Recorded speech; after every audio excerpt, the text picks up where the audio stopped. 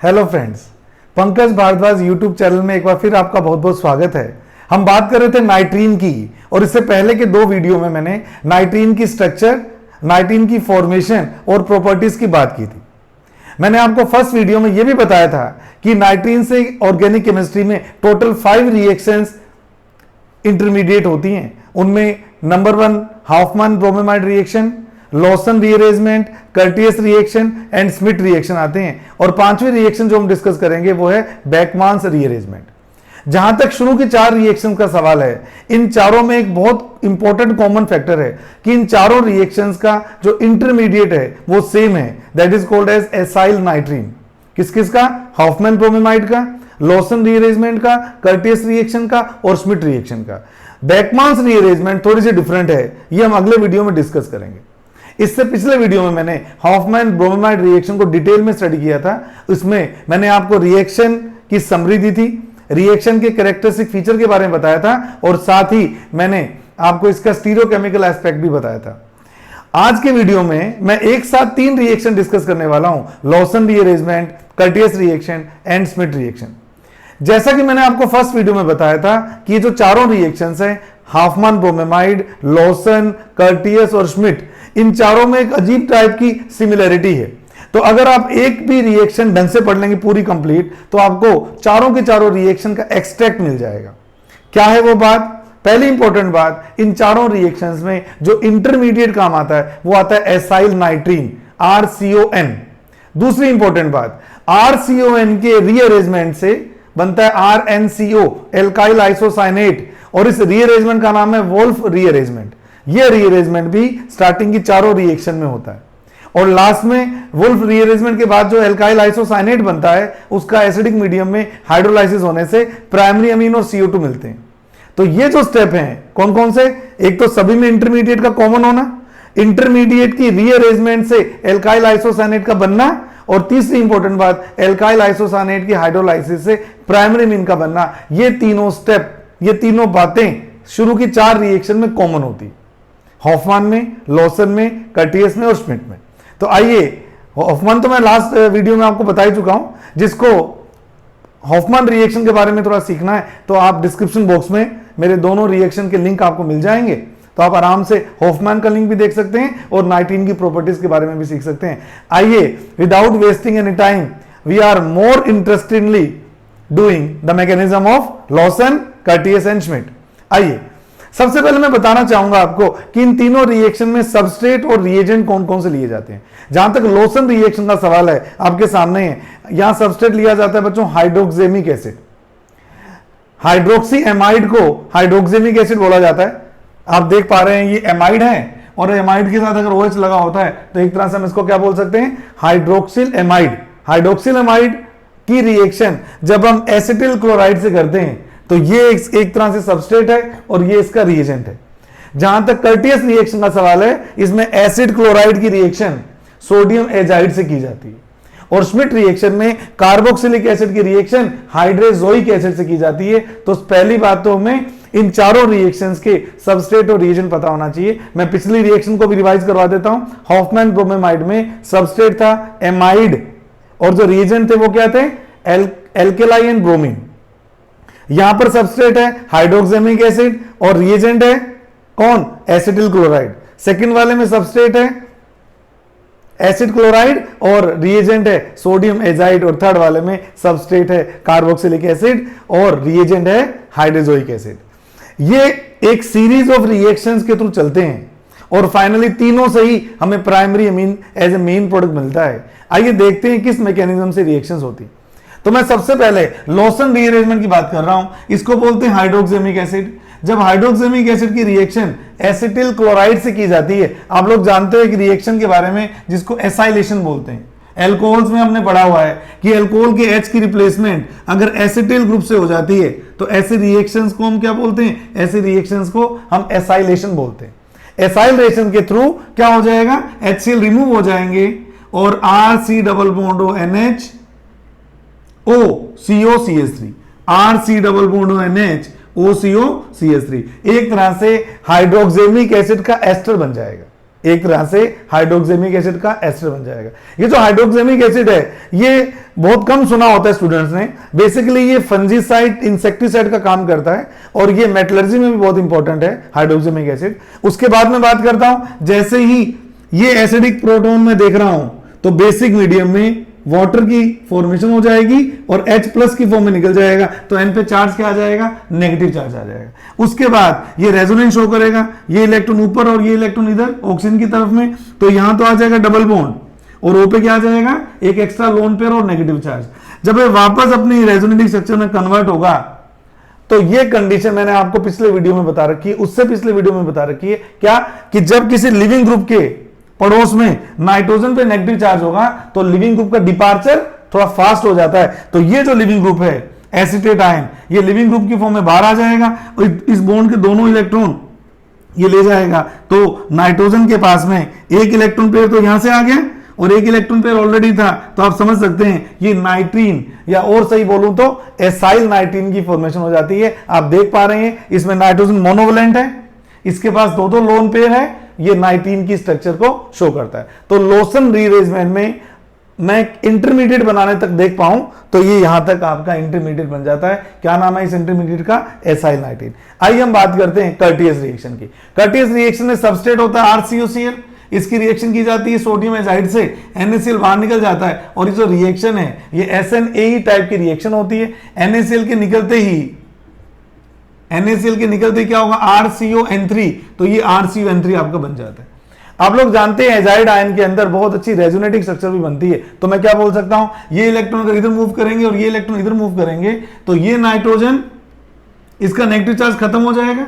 ये नाइट्रोजन का 4 बॉन्ड पहले ही थे, अभी भी 4 बॉन्ड है, तो इस पे प्लस चार्ज आएगा और इस नाइट्रोजन पर एक लोन पेयर एक्स्ट्रा आने के कारण इसके ऊपर चार्ज क्या आएगा, नेगेटिव चार्ज। ये अपनी रेजोनेटिक स्ट्रक्चर में कन्वर्ट होगा, ये इसकी रेजोनेटिक स्ट्रक्चर में कन्वर्ट होगा और जैसे कन्वर्ट होगा डबल बॉन्ड यहां आ गया, सिंगल बॉन्ड यहां आ गया। जब ये वापस कन्वर्ट होने के लिए आएगा इलेक्ट्रॉन्स को लेके, तो वापस वही बात हो गई कि ये एक लिविंग ग्रुप है।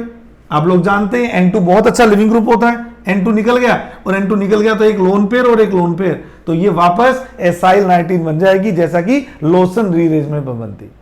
अब मैं बात करता हूं स्मिथ रिएक्शन की। स्मिथ रिएक्शन में कार्बोक्सिलिक एसिड की रिएक्शन करवाई जाती है हाइड्रोजोइक एसिड के साथ और मीडियम का रखा जाता है बच्चों एसिडिक। ये रिएक्शन एसिडिक मीडियम में करवाई जाती है। तो मैंने शॉर्ट में भी बता दिया आपको और मैं अभी लॉन्ग में भी बताऊंगा। शॉर्ट में कैसे बता रहा हूं, OH और H बाहर निकल जाएंगे तो RCON3 बन जाएगा। और अगर आपको नहीं सर इसकी भी मैकेनिज्म बताओ तो बिल्कुल सिंपल सी है। सबसे पहले एसिडिक मीडियम में इस O का प्रोटोनेशन होता है, ये बन जाएगा OH+, और जैसे ही OH+ बनेगा ऑक्सीजन अपने इलेक्ट्रॉन लेके जाएगा तो क्या होगा, ऑक्सीजन तो न्यूट्रलाइज हो जाएगा और कार्बन पे क्या आ जाएगा, प्लस चार्ज। जैसे ही हाइड्रोजोइक एसिड का ये नाइट्रोजन जो सबसे ज्यादा न्यूक्लियोफिलिक है क्योंकि इसके ऊपर नेगेटिव चार्ज है, ये क्या करेगा, इस पॉजिटिवली चार्ज कार्बन पे अटैक करेगा और अटैक करेगा तो ये वाला बॉन्ड बन जाएगा RCOH OH। इसके ऊपर 2 OH थे, ये इलेक्ट्रॉन ऊपर गया तो ये भी OH बन गया बच्चों, ये भी OH बन गया। मैंने एक स्टेप में वाटर बाहर निकाल दिया, वाटर बाहर निकालते ही क्या बन गया, RC डबल बॉन्ड O, और N के साथ क्या होगा, इस C के साथ में N double bond N H, इस CO के साथ में N डबल बॉन्ड N और H। आप लोग जानते ही हैं कि इस नाइट्रोजन की इलेक्ट्रॉन एक्टिविटी वैसे भी ज्यादा है और इसके पड़ोस में पॉजिटिव चार्ज भी है, तो ये और ज्यादा इलेक्ट्रॉन खींच लेगा। ये H अपने दोनों इलेक्ट्रॉन इस पे छोड़ के चला जाएगा, किसकी फॉर्म में निकल जाएगा, H+ की फॉर्म में निकल जाएगा। इसलिए मैं कह सकता हूं कि यहां पर जो एसिड लिया जाता है वो कैटलिस्ट का काम करता है, क्योंकि फर्स्ट स्टेप में जुड़ रहा है और इस स्टेप में क्या हो रहा है, बाहर निकल रहा है। जैसे ही H+ अपने इलेक्ट्रॉन देके जाएगा, बड़ा क्लियर है, आप देख सकते हैं ये दोनों इलेक्ट्रॉन मैंने यहां शो कर दिए, ये इलेक्ट्रॉन आगे मूव करके यहां डबल बॉन्ड बना दिया। इस नाइट्रोजन पे पहले भी पॉजिटिव चार्ज था, अभी भी पॉजिटिव चार्ज है क्योंकि 4 बॉन्ड है, और जिस तरह से इलेक्ट्रॉन मूवमेंट हुई वापस जब मूवमेंट होगी तो एक तरह से ये वाली रेजोनेटिव स्ट्रक्चर आपको वापस मिल जाएगी। तो चाहे तो आप इसको डायरेक्ट याद कर लो कि इसका OH और इसका H माइनस करके RCON3 बनता है, या अगर आप स्टेप बाय स्टेप देखना चाहते हो तो इस तरह से भी आप इसको देख सकते हो। जहां तक RCON3 का सवाल है, ये तो वही बात हो गई, देखो ये तो एक ही बात है, सेम टू सेम। तो आगे का सारा स्टेप भी क्या होगा, सेम होगा। पहले ये N2 बाहर निकल जाएगी और जब ये N2 बाहर निकल जाएगी तो वापस RCON एसाइल नाइट्रीन आपकी इंटरमीडिएट की फॉर्म में मिल जाएगी। तो आपने सीखा कि लोसन रिएक्शन में, कर्टियस में और स्मिथ में सबस्ट्रेट और रिएजेंट अलग अलग होने के बावजूद जो हमारा इंटरमीडिएट बनता है वो तीनों रिएक्शन में सेम बनता है, एसाइल नाइट्रीन, एसाइल नाइट्रीन, एसाइल नाइट्रीन। बोलिए सिमिलरिटी है या नहीं?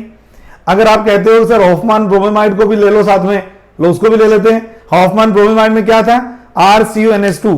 फर्स्ट स्टेप में बेस या एल्कलाई अटैक करता है, NH2 के H को बाहर निकालता है, तो क्या बनता है? RCONH negative. फिर इसमें Br2 अटैक करता है, तो NH नेगेटिव किसको बुलाता है अपने पास में? Br प्लस को, और Br माइनस बाहर निकल जाता है, तो कंपाउंड क्या बनता है? RCONH-Br। RCONH-Br वापस एक एल्कलाई आता है, वो इस H को फिर बाहर निकालता है, तो आपका स्ट्रक्चर बनती है RC=NBr, और N पे चार्ज क्या आ जाएगा? नेगेटिव, क्योंकि H प्लस चला गया। तो बस वही कंडीशन हो गई। मैंने क्या बोला था? लिविंग ग्रुप के साथ वाला नाइट्रोजन अगर नेगेटिवली चार्ज है तो लिविंग ग्रुप यानी कि Br नेगेटिव अलग हो जाएगा और वापस RCON एसाइल नाइट्रीन की फॉर्मेशन हो जाती है। यानी कि शुरू की 4 रिएक्शन में सबस्ट्रेट या रीजन कोई भी लिया जाए, इंटरमीडिएट चारों के अंदर क्या बनता है? एसाइल नाइट्रीन बनता है। अब एसाइल नाइट्रीन बनने तक के स्टेप तो अलग अलग थे, एसाइल नाइट्रीन बनने के बाद के जो 2 स्टेप हैं वो इन चारों रिएक्शन में एक जैसे हैं, इसलिए हम इन चारों को एक साथ स्टडी कर सकते हैं। कैसे? आइए देखते हैं। तो अब मेरे पास इन तीनों कहूं या ब्रोमेमाइड को भी ऐड कर लो तो कितने रिएक्शन होंगे? 4। चारों रिएक्शन ने मेरे को अलग अलग तरीकों से एसाइल नाइट्रीन दे रखा है। अब मुझे इस एसाइल नाइट्रीन को आगे लेके जाना है, आइसोसाइनेट बनाऊंगा और फिर आइसोसाइनेट से क्या बनाऊंगा? मैं प्राइमरेमिन बनाऊंगा। आइए देखते हैं। अब अगर मैं आपको पहली बात तो मैं वोल्फ रीअरेंजमेंट करूंगा जिससे मैं इस इंटरमीडिएट को एक तरह से प्राइमरी प्रोडक्ट में कन्वर्ट करूंगा। इसका जो प्राइमरी प्रोडक्ट होता है वो होता है अल्काइल आइसोसाइनेट। तो ये जो स्टेप लिख रहा हूं ये इन तीनों, या यूं कहूं हाफमैन को भी जोड़ लूं तो इन चारों रिएक्शन का सेकंड स्टेप है। यानी कि फर्स्ट स्टेप में एसाइल नाइट्रीन का बनना तो सब में अलग अलग तरह से हुआ, पर उसके बाद चारों रिएक्शन एक जैसी मूवमेंट करती है। तो सेकंड स्टेप क्या करता हूं? मैं कहता हूं वोल्फ रीअरेंजमेंट। मैं कहता हूं वोल्फ रीअरेंजमेंट। इसमें क्या होता है? आप लोगों ने क्या बनाया? RCON। आप लोगों ने बनाया RCON, नाइट्रोजन के पास 2 लोन पेयर और एक वैकेंट ऑर्बिटल। आप समझ सकते हैं मूवमेंट आपको किटीन में भी करवाई थी मैंने। ये इलेक्ट्रॉन अगर मूव करके इधर आ जाएंगे तो कार्बन की वैलेंसी 5 हो जाएगी, तो ये R अपना इलेक्ट्रॉन लेके इसके वैकेंट ऑर्बिटल में शिफ्ट हो जाता है। 3 मूवमेंट याद रखनी है आपको। ये इलेक्ट्रॉन लेके यहां आया, कार्बन डबल बॉन्ड आउट हो गया, ये बॉन्ड टूट गया, R नेगेटिव बन गया, R नेगेटिव अपने इलेक्ट्रॉन लेके यहां आ गया। तो इस रीअरेंजमेंट को हम वुल्फ रीअरेंजमेंट कहते हैं। तो क्या होगा? मैंने आपको किटीन में भी बताया था, C डबल बॉन्ड O, तो ये तो बन गया बेटे डबल बॉन्ड N, इसके इलेक्ट्रॉन आते ही डबल बॉन्ड बन गया, और N के साथ कौन आ गया? पीछे से N के साथ R आ गया। तो इस कंपाउंड का नाम है एल्काइल आइसोसायनेट। ये एक तरह से प्राइमरी प्रोडक्ट मान सकते हो चारों रिएक्शन का। तो ये स्टेप सभी में कॉमन है। और लास्ट जिसको मैं थर्ड स्टेप कह सकता हूं, अब मैं करूंगा इसका हाइड्रोलाइसिस। लास्ट जिसको मैं लास्ट स्टेप कह सकता हूं, थर्ड स्टेप कह सकता हूं, hydrolysis of alkyl isocyanate. Hydrolysis of alkyl isocyanate. तो आइए देखते हैं कैसे करते हैं हाइड्रोलाइसिस। इसका हाइड्रोलाइसिस बेटे एसिडिक कंडीशन में होता है, एसिडिक मीडियम में होता है। तो क्या होगा? RN double bond C double bond O। सबसे पहले प्रोटॉन अटैक करेगा लोन पेयर के साथ में, तो RN double bond C double bond O, O के साथ H जुड़ते ही O पे चार्ज क्या आ जाएगा? प्लस चार्ज आ जाएगा। जैसे ही ऑक्सीजन अपने इलेक्ट्रॉन को लेगा पॉजिटिव चार्ज को खत्म करने के लिए, ये कार्बन क्या होने वाला है? ये कार्बन पॉजिटिवली चार्ज होने वाला है। तो सोलवेंट का ऑक्सीजन इसको इलेक्ट्रॉन देने के लिए आएगा, और उसके बाद में क्या बनेगा? मैं नीचे लिख रहा हूं RN डबल बॉन्ड C। ये OH अपने इलेक्ट्रॉन ले गया, तो पहले जो एक लोन पेयर था ये तो अपना काम पूरा कर गया, अब इसको कोई मतलब नहीं है। कार्बन पॉजिटिवली चार्ज हो रहा था, इस कार्बन ने वाटर के साथ बॉन्ड बना लिया, और वाटर के साथ बॉन्ड बनाते ही अब वाटर वाला ऑक्सीजन क्या हो गया बेटे? पॉजिटिवली चार्ज हो गया। ये नाइट्रोजन कैसा है? न्यूट्रल है।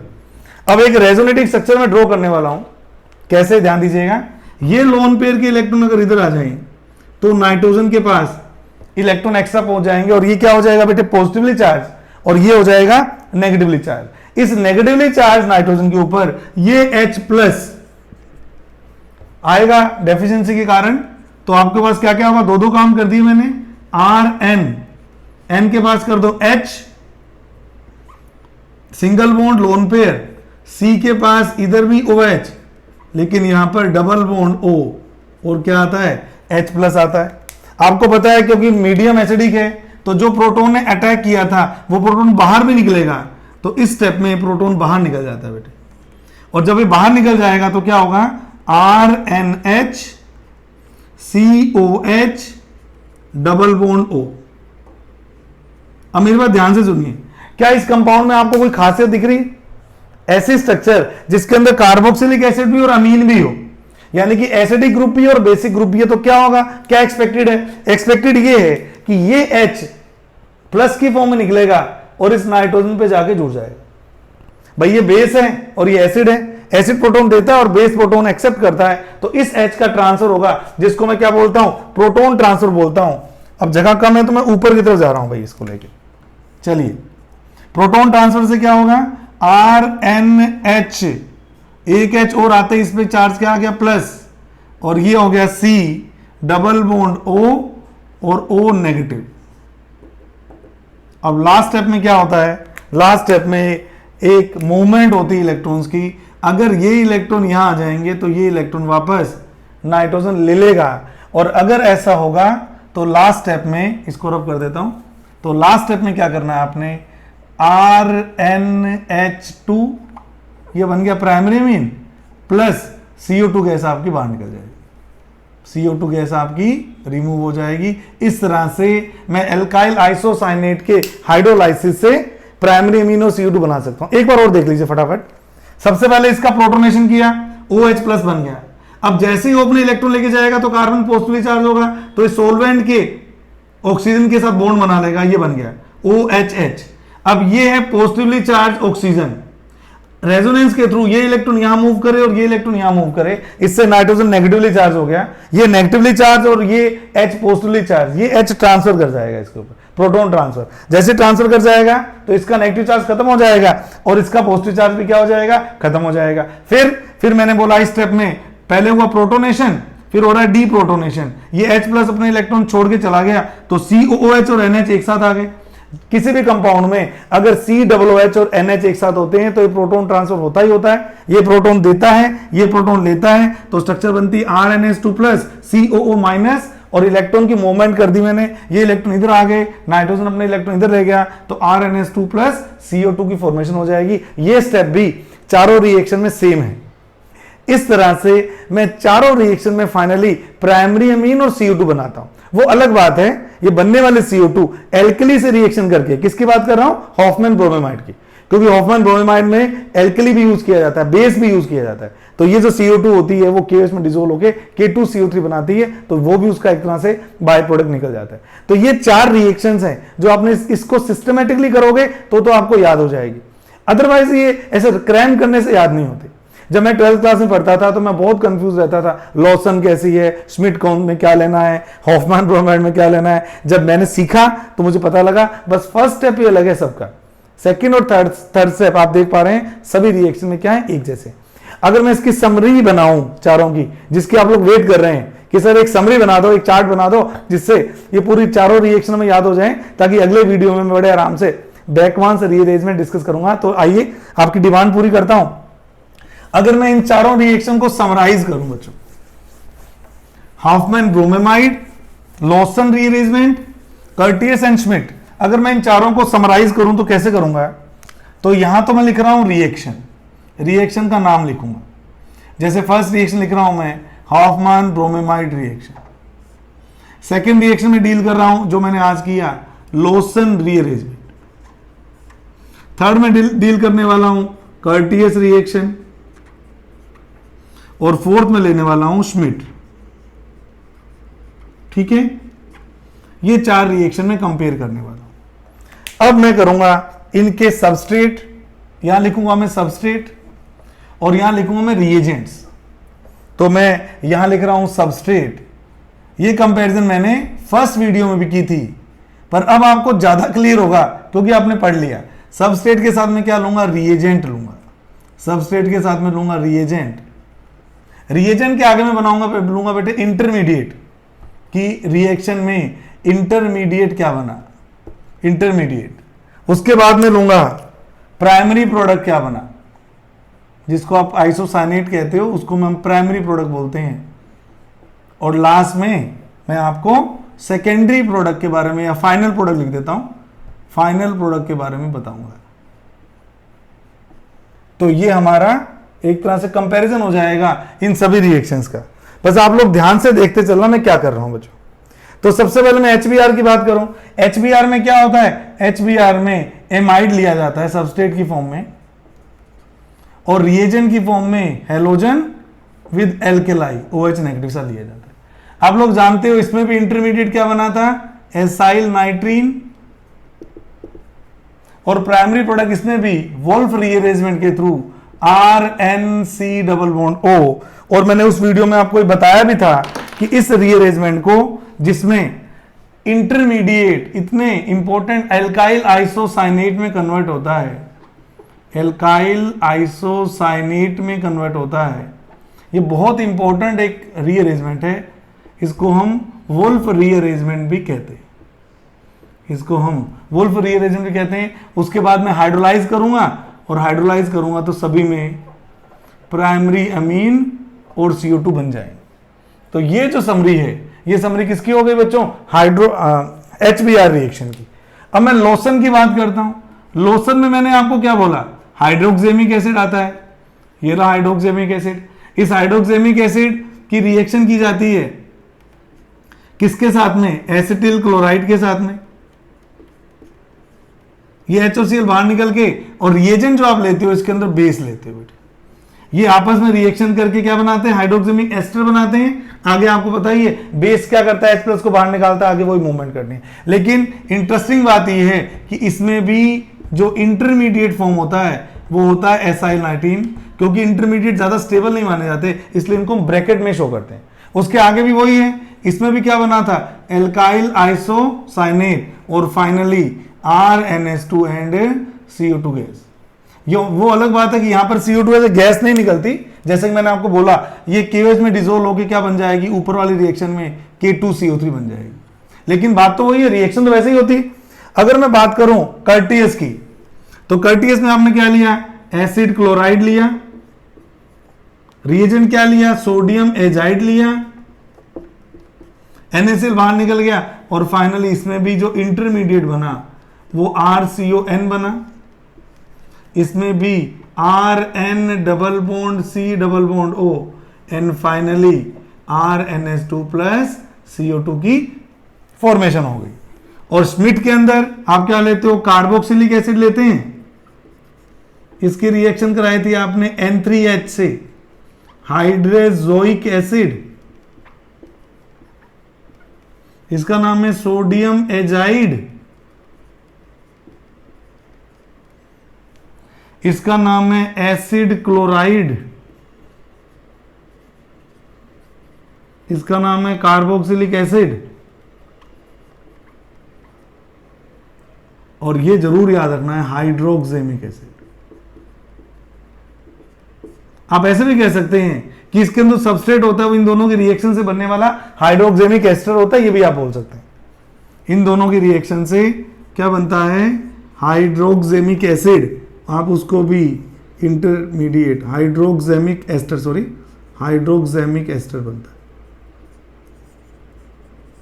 तो आप इसको सबस्ट्रेट मान लीजिए और रिएजेंट की फॉर्म में आप बेस मान लीजिए। इसमें भी सेम होगा बच्चों, RCON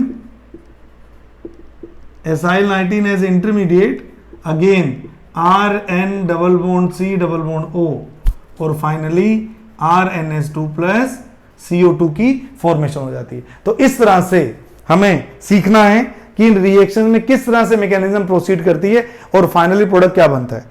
तो अगर मैं इसको समराइज कर दूं तो मैं क्या बोलता हूं, नाइट्रीन से कितनी टाइप की रिएक्शन बताई मैंने आपको, नाइट्रीन से मैंने आपको 5 टाइप की रिएक्शन बताई। कौन कौन सी, आप इसका स्क्रीनशॉट भी ले सकते हैं। कौन कौन सी, फर्स्ट रिएक्शन है Hofmann bromamide, second Lossen rearrangement, third Curtius reaction, fourth Schmidt reaction, और फिफ्थ मैं पढ़ाऊंगा अगले वीडियो में आपको। तो सभी रिएक्शंस में सारे सबस्ट्रेट, सारे intermediate, primary product, secondary product, ये सब आपको आ गए हैं। तो इसी तरह से आप इस चैनल के वीडियो देखते रहिए। आपसे एक और रिक्वेस्ट है, आप वीडियोस को पूरा देखा कीजिए बच्चों। कई बच्चे स्टार्ट कर लेते हैं, पाँच एक मिनट देखते हैं। जब तक आप सीरियसली पढ़ाई नहीं करेंगे, जब तक आपको कुछ गेन नहीं होगा। मैं एक एक स्टेप मैकेनिज्म का क्लियर करता हूँ, इलेक्ट्रॉन के नंबर के साथ में, फॉर्मल चार्ज के साथ में। तो आपको इनको पूरा पूरा देखना चाहिए। अगर आपको सच में वीडियो पसंद आ रहे हैं तो आप लोग इसको ज़्यादा से ज़्यादा नंबर में शेयर कीजिए और मुझे अपना थम्स अप जरूर भेजा कीजिए, तो मैं भी मोटिवेट होता हूं। और जिन्होंने अभी तक चैनल को सब्सक्राइब नहीं किया है और वीडियो देख रहे हैं, उनको पसंद भी आ रहे हैं, तो मैं उनसे रिक्वेस्ट करता हूं कि वो चैनल को सब्सक्राइब करें। यहाँ सब्सक्रिप्शन के लिए आपको मेरी पिक दिख जाएगी, उसको क्लिक करेंगे तो सब्सक्राइब हो जाएगा चैनल। और नोटिफिकेशन अगर आप ऑन रखेंगे तो जैसे मेरा वीडियो अपलोड होगा वैसे ही आपको उसकी इन्फॉर्मेशन मिल जाएगी। आप लोगों के प्यार के लिए, आप लोगों के सपोर्ट के लिए मैं आपका बहुत बहुत थैंक्स पे करता हूँ। Thank you so much.